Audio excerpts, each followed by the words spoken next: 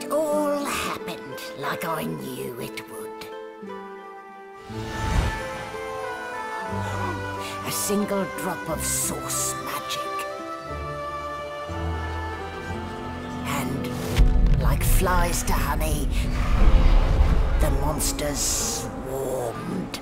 The rebel panicked. The carnage began. And the Magisters pointed their fingers at me.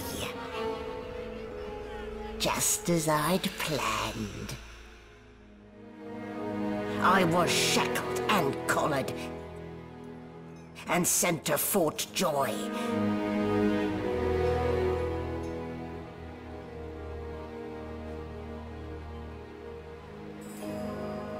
I'd come here to kill Godwoken. But instead I became part of their story.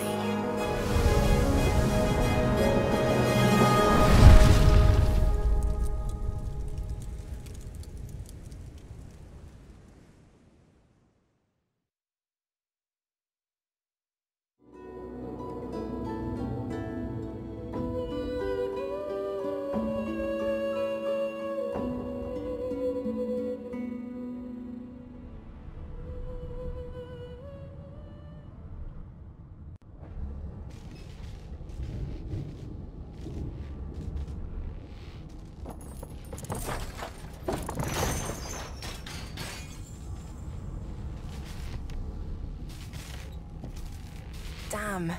And here I was, hoping my upstairs visitor was just playing tricks on me. Who are you? Nobody?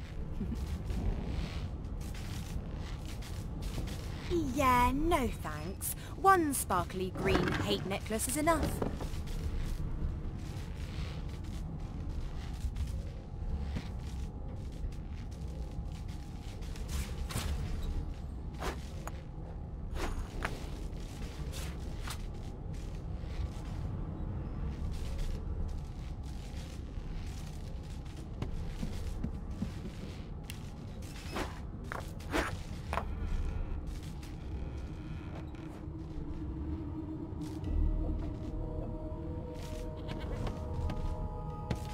You're there. Not too tight, I hope. The collar, I mean. Oh, not to worry. Every dog has to get used to its leash. In the meantime, your next stop will be Magister William. All passengers have to be registered in the ship's manifest, and he's the chap in charge of the logs. You'll find him on the other side of this deck, in the officers' quarters. It seems as though there's a pattern in the blood flow. That can't be natural.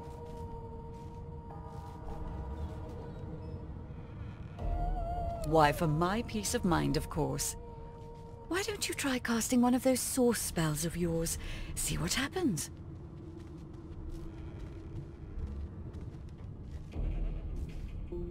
Oh, do go on. I won't hold it against you. Promise. Currents of magic surge inside you, boiling, bursting, then breaking, only to fade back into your soul like rain into the earth. My, look at the concentration on your face. All will, but no result.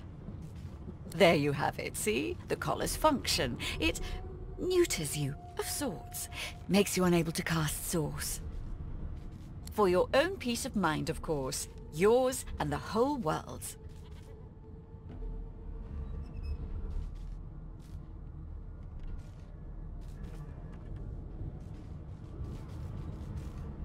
No, you're alive, and you're having a conversation. You are on a ship, of course. But luckily for us both, we're merely sailing the plain old sea. Index fingers pressed to her lips, she pauses a moment to give you a scrutinizing gander. My word, you do seem a bit befuddled, don't you? Perhaps I was a bit too generous with that sedative. Oh well, I'm sure you'll soon gather your wits. Most likely. Eventually. In the meantime, all you need to know is that we're en route to Fort Joy. A new life awaits. And if you're a particularly good girl, perhaps a cure as well. An end to source. For good.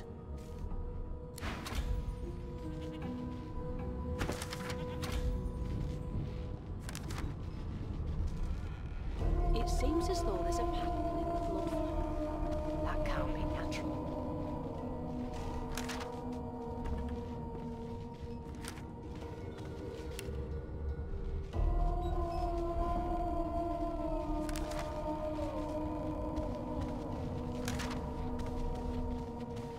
Did the murderer take him into this room? Or was he already here?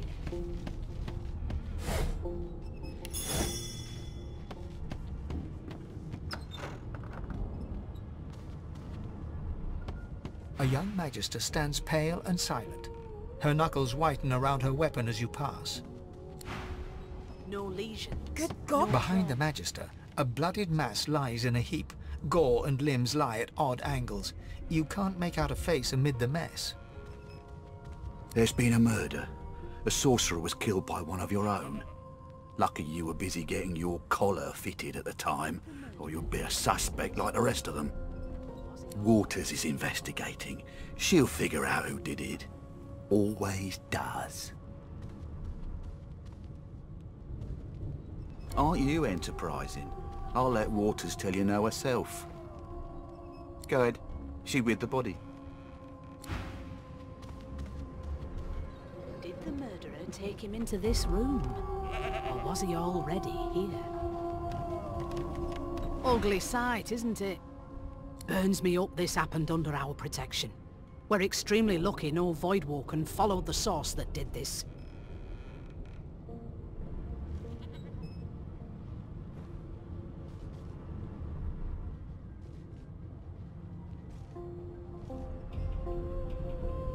Finn didn't see it like that.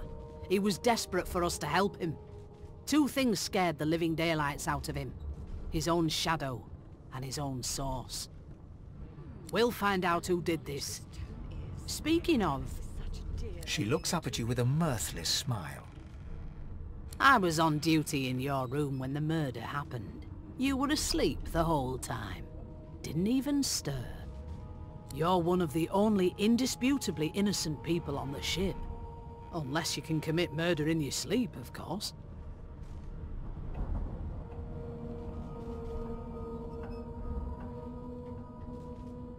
Finn was killed by Source. If a Magister could do that, there wouldn't be a Magister. It looks more like a passenger managed to slip their collar. And the rest, well, you see the evidence in front of you. Listen, I could use someone to keep their ears open among the passengers. Sometimes they clam up in front of a uniform. Bring me a good lead, and I'll throw in a shiny gold coin for you. How about that? Thanks. I just want to catch whoever did this before they hurt anyone else.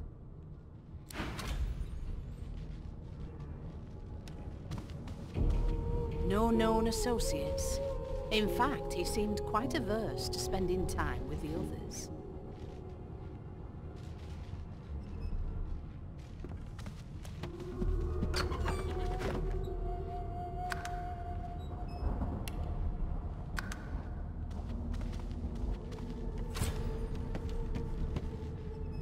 Oh, the hatch is blocked.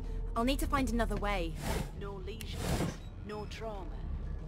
It was fled by magic.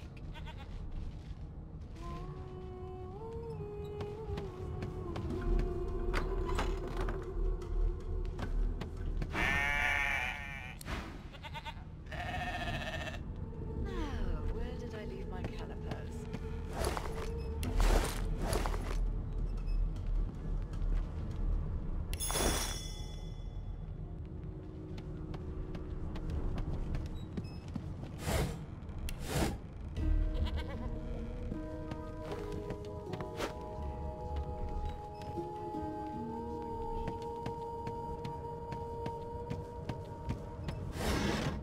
One of them.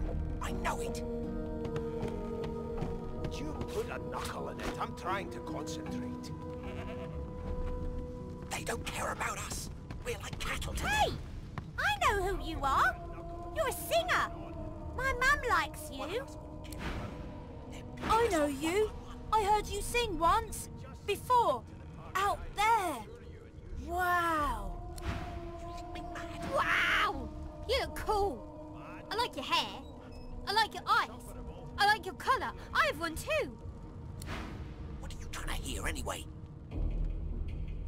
I'll tell you if you can keep it quiet long enough for me to listen. An elf sits tucked away in a dark spot, lazily rolling dice onto the surface of a barrel. They sound like the dry cackling of an old witch. Snake eyes. She chuckles. I bet that's just what they'll look like. She shakes her head. Game for one, I'm afraid. Rolling dice. Deciding fates. Don't worry, honey. It isn't yours. She looks you up and down with the merest hint of a coy smile on her lips. Never say never, though. I'll give you that knuckle if you keep carrying on. One of us would kill our own. She eyes you quite seriously. Not the future, no. But I can read the past in flesh. One of the perks of being an elf, you see. I'm quite good at it, too.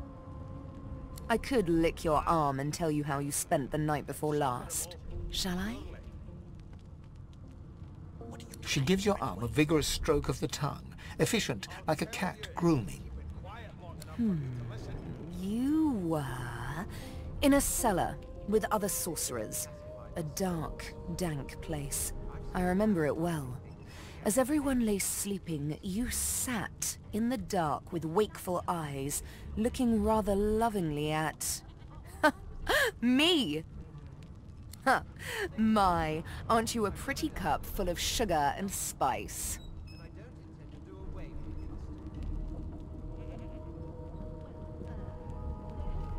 Of course it is. The truth's right there, skin deep. But don't you worry, darling. Your secret's safe with me. I don't lick and tell.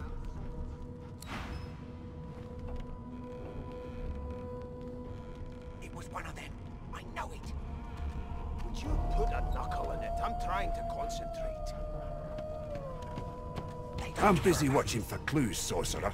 Go take your sub-story somewhere else. Carrying on.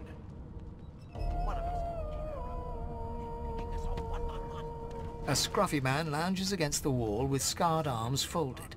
A sly smile playing on his face, he stares across at the Magister guarding him. Noticing you, he straightens and beckons for you to come closer. Watch your back, new fish. There's a murderer on board, and I'd bet 3 months' pay it's this Trampythan.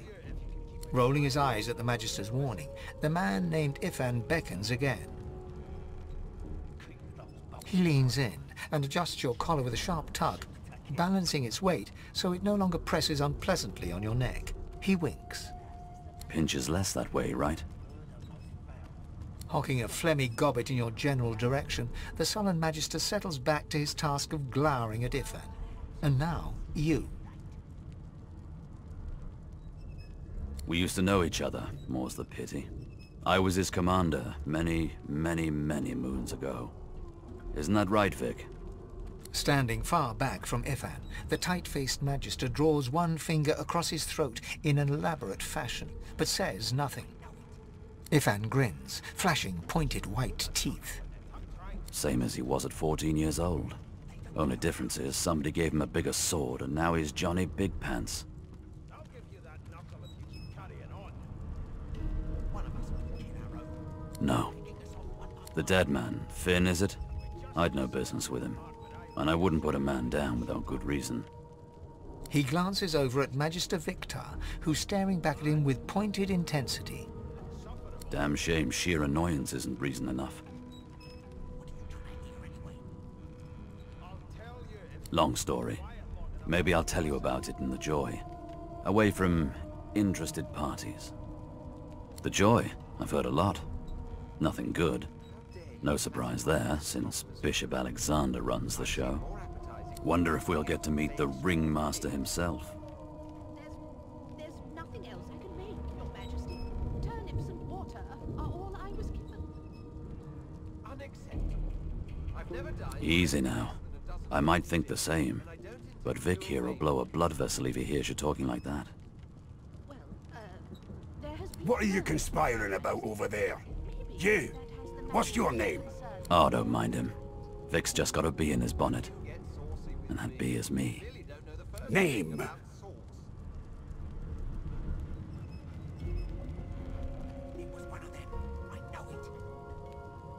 put a knuckle in it? I'm trying to concentrate. Magister Victor looks at you suspiciously, then scrawls something illegible down in a tiny notebook.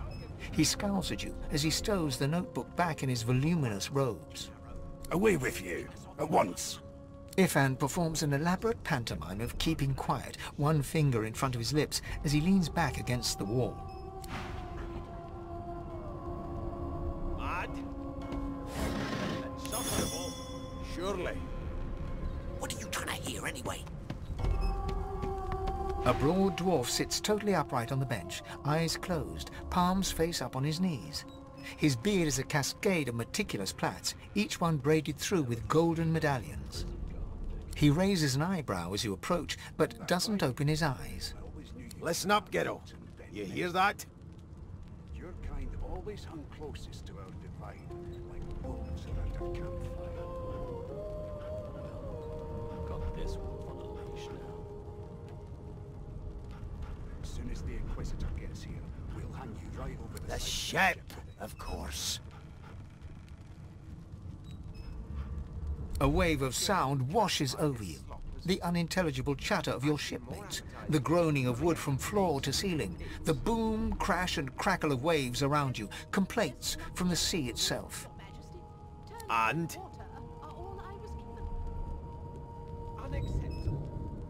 The fellow cocks his ear, listening. That isn't anger. It's He cocks his ear to the other side, then smiles. anticipation. She senses something. I'd hold on to my breeches if I were you, mate. That's all you hear, though. Listen close. There now, just like that.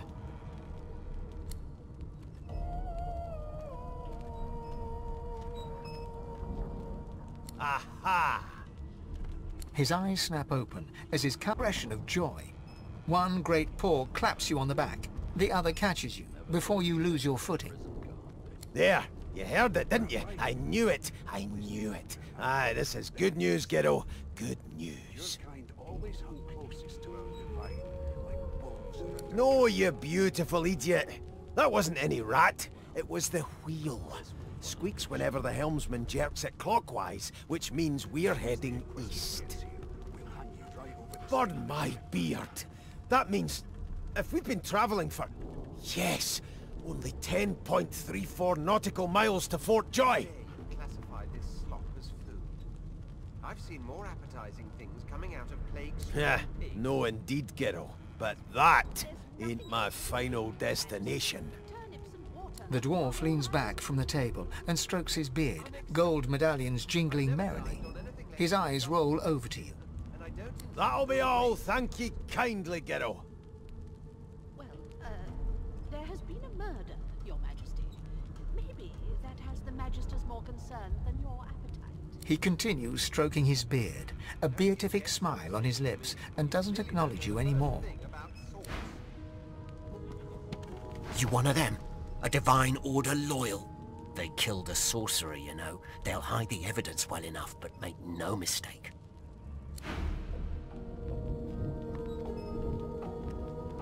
Never thought you'd end up a prison guard, Vic. That right? I always knew you'd turn out rotten, Ben Mest. Your kind always hung closest to our divine, like wolves around a Rubbish. campfire. I've got this wolf on a leash now. As soon as the Inquisitor gets here, we'll hang you right over the side of this ship with it.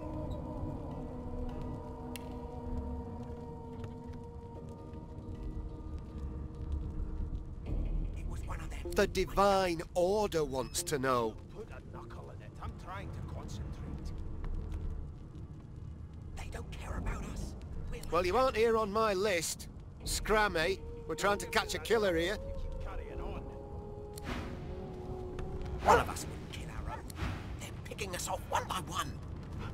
Can we just skip to the part where I reassure you and you shut up? Well, well. What have we here? A fresh face in this stale hell. Let's size you up, shall we? See if you'll do. The lizard looks you up and down, like a farmer would a fetching horse. All of a sudden, he grips you firmly by the chin, with the intent of inspecting your teeth. Right. I always knew you'd turn up rotten, Ben Mist. Your kind always hung closest to There's some discoloration, but I've seen worse. After all, one can't expect to find prime merchandise on a squalid little ship like this. Now then, to business. You will answer me 3 questions. The first one is this. Can you cook? Ah, music to my beleaguered stomach. On to the second question. Can you knit, weave? In short, tailor? Oh, but to feel the caress of satin on my scarlet skin once more. A most satisfactory answer indeed. On then to my final query. Have you the ability to administer the upkeep of one's personal appearance? The delicate art of cosmetics is what I'm after.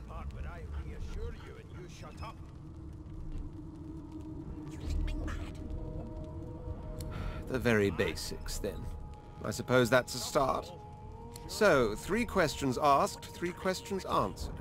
Let's evaluate, shall we? As per your own testimony, you can cook, tailor, and groom. Well, that just about settles it. I offer you my sincerest congratulations. As of now, you are my slave. Your kind always hung closest. Of course you accept. Mine wasn't an offer, it was an order. Anyway, you may leave me for a moment. We'll go over your duties once we reach Fort Joy. Now shoo! We'll hand you right over the side of this ship with it. I spent my life singing for my slaves to bring me my supper. Finer fare than boiled roots and rotten tubers, too. Meanwhile, the Magisters feast on honeyed meat behind this very wall. The indignity.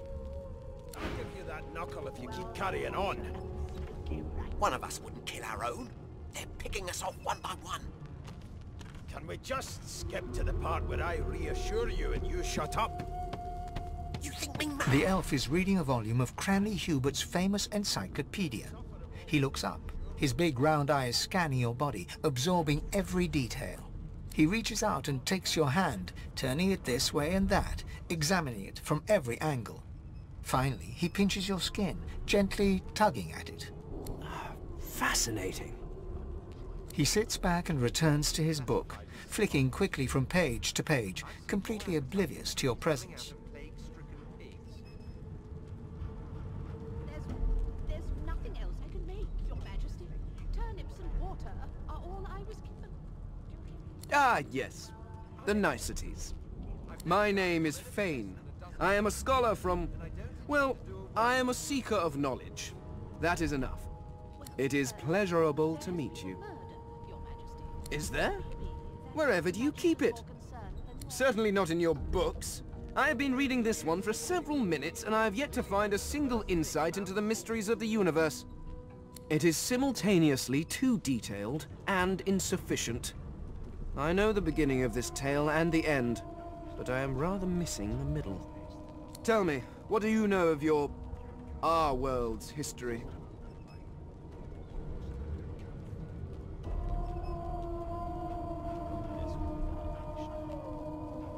Most unusual, and if it's not too rude to suggest, not much of an answer. No, I want to know about the Celestial. I want to know about your gods. This text tells me that they created all creatures, but nothing of what came before. Where did these gods come from? Who are their people? Where are the others of their kind? There's nothing else I can make, Your Majesty. Turnips and water are all I was given. Of course you don't have any useful information. Why did I expect anything else? Now please, run along. I have a world to decipher. No amount of pestering will get the elf to take his eyes off his book or respond to your questions. Don't you get saucy? Here's the register, ma'am. Good, good. Magister Williams has just about done with the last passenger. You faring okay so far?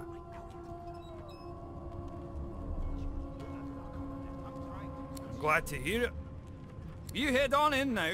Williams will get you sorted fast.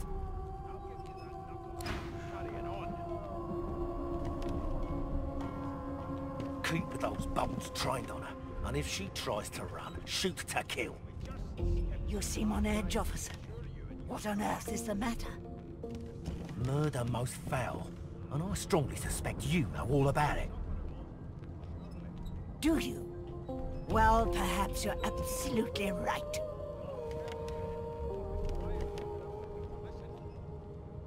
Never thought you'd end up a prison guard, Vic. Standing at the center of the room, you spot a sorcerer haughtily eyeing a pair of nervous-looking magisters. They keep their crossbow trained upon her as she's being interrogated by an officer. So you admit it then? You murdered that poor fella? Yes, I did. But of course, that was only the beginning. She turns her head and looks you straight in the eye. There are others whose lives must end. Good God, the woman's mad. You there, sorcerer, go and fetch Magister Siwan. We need to do more than collar this maniac. We need to shackle her, hands and feet.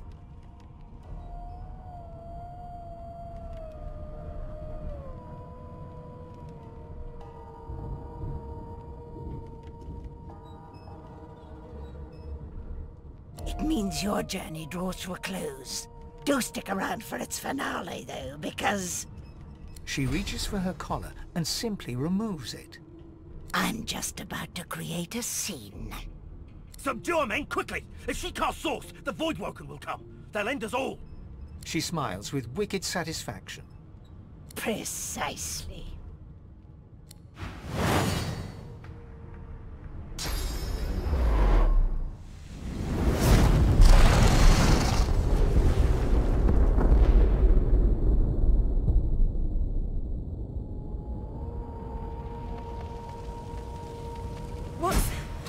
What's happened?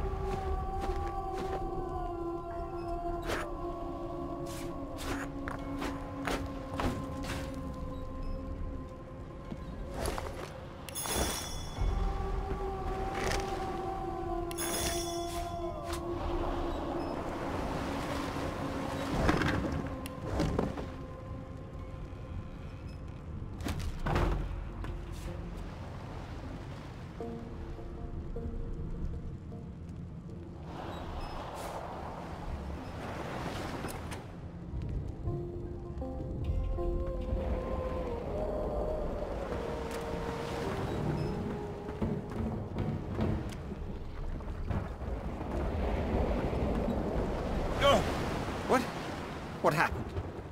Water? Wine, for goodness sake. Oh! The lizard's eyes close as he slips into unconsciousness.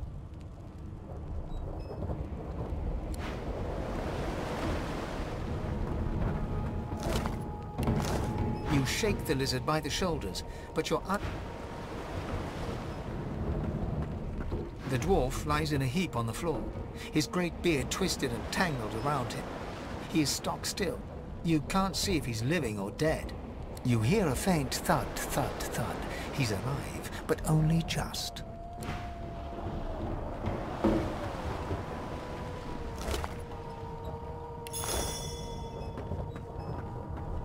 Ifan lies motionless, curled on the ground like an animal. Under his shaggy hair, you can see green eyes fluttering as if in a nightmare. A low whine escapes his lips. His eyes flicker open, but he doesn't register your presence at all. Lucien. Lucien. Ifan cries out, then his eyes fall closed again. No matter how much you shake him now, he cannot be roused.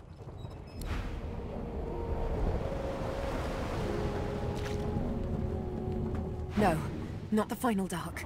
Not yet. It's no use. Your words do not seem to reach her. The dice roll darkly. They're rolling for me.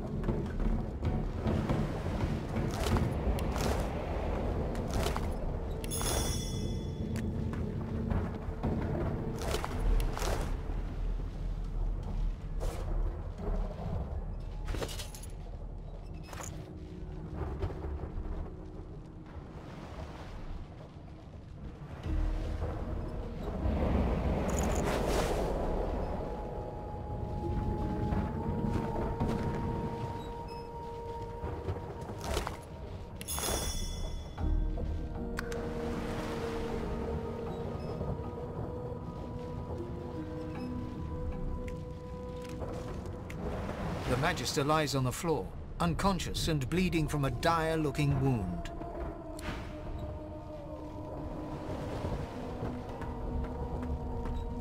Oh, the hatch is blocked. I'll need to find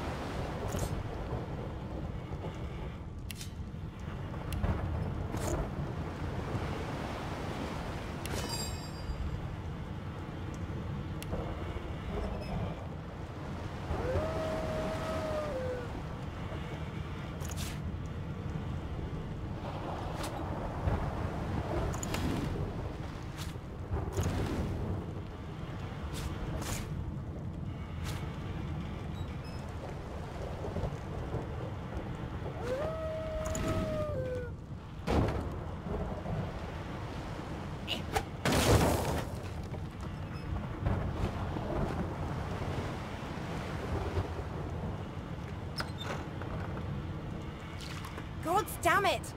Need to get off this wreck and quick.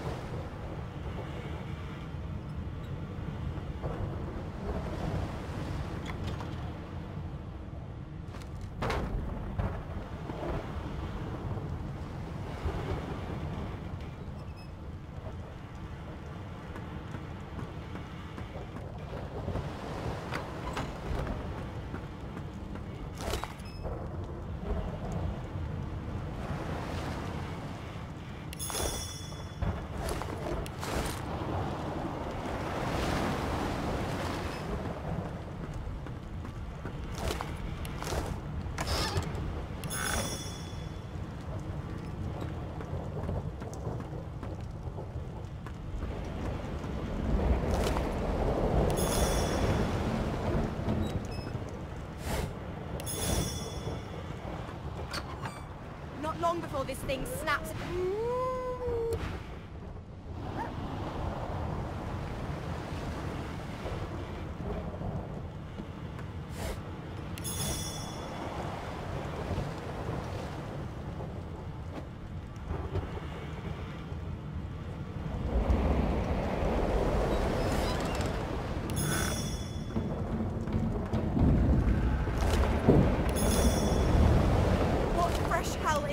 Something's pounding on the hull.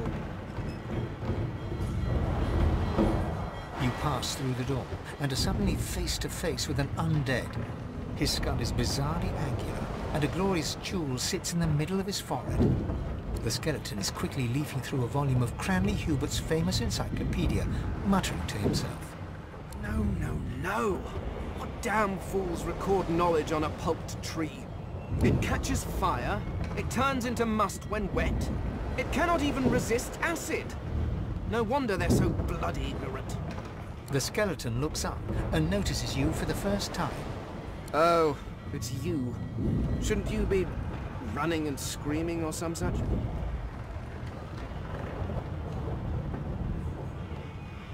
The skeleton groans and looks back to his book, frantically flipping from page to page.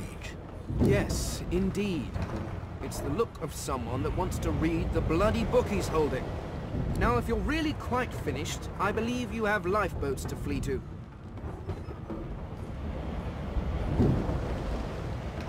Please, I was no more an elf than you are those rags you're wearing. I had a mask, rather ingeniously designed, which allowed me to take that primitive form. A mask that was stolen by that damned witch after her little scene. Still, she'll drown with the rest of these fools, and I will simply pluck my mask from her cold, dead hands.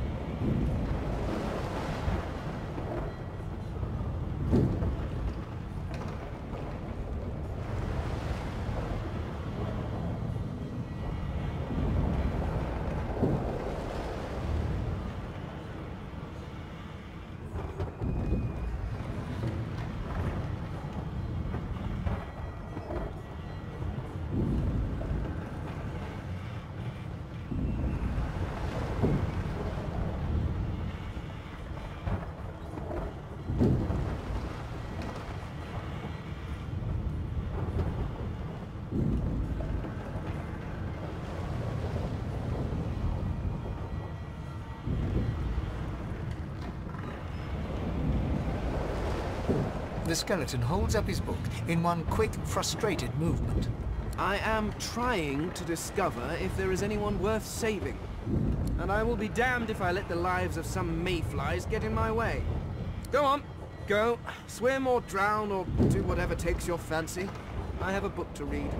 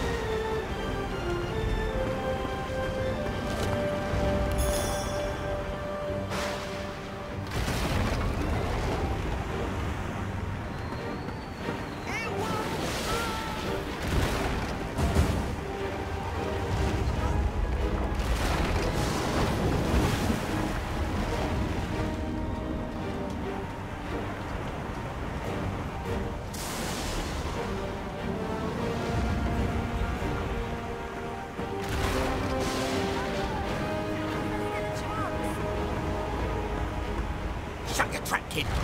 Children and dwarfs first, just like the old stories say.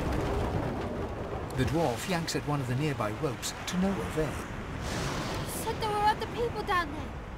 We need to help them. You see those tentacles, kid? It's time for getting the hell out of here.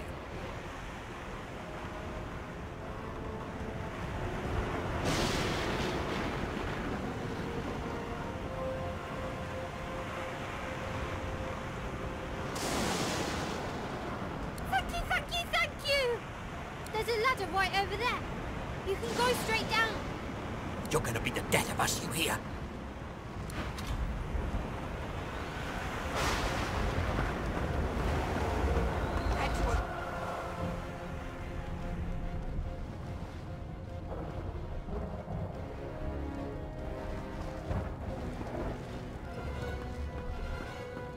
The Magister lies on the floor, unconscious and bleeding.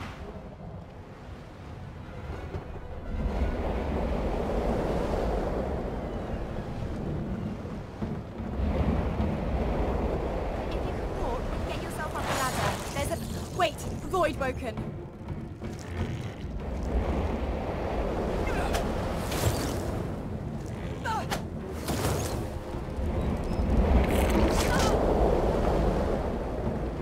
I've faced worse.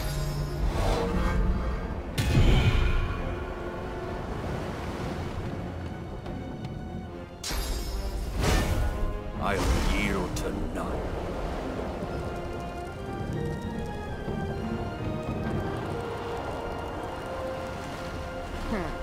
Let the games begin.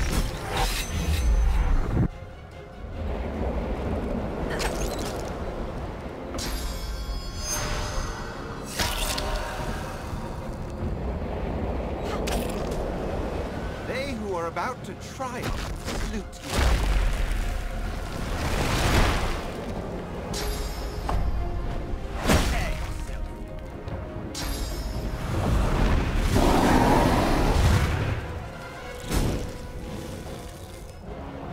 These beardless bugs won't sink the ship on my watch.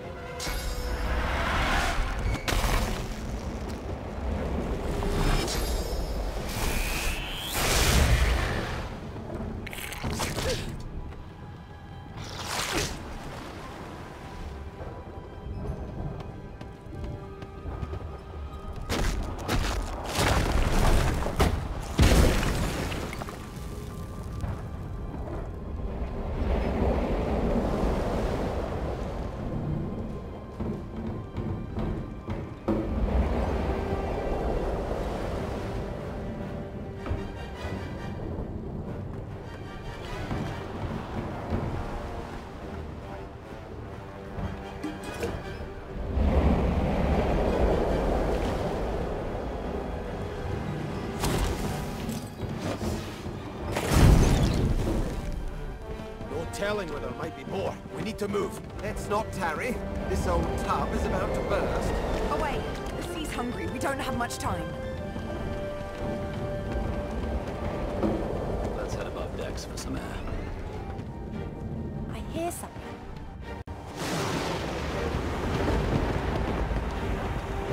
Wait! We need to wait! There's no time.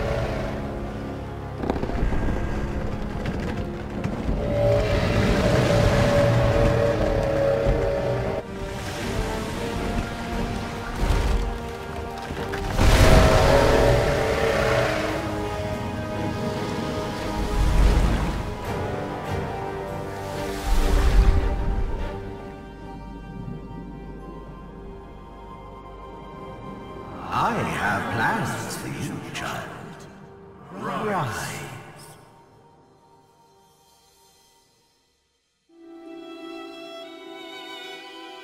Honorable Dallas, we lost a ship sailing sorcerer prisoners to Fort Joy. We assume some escaped and broke their collars. Their vile magic lured the Voidwoken. All who were aboard are presumed dead. Yours faithfully into eternity, High Judge Orivan.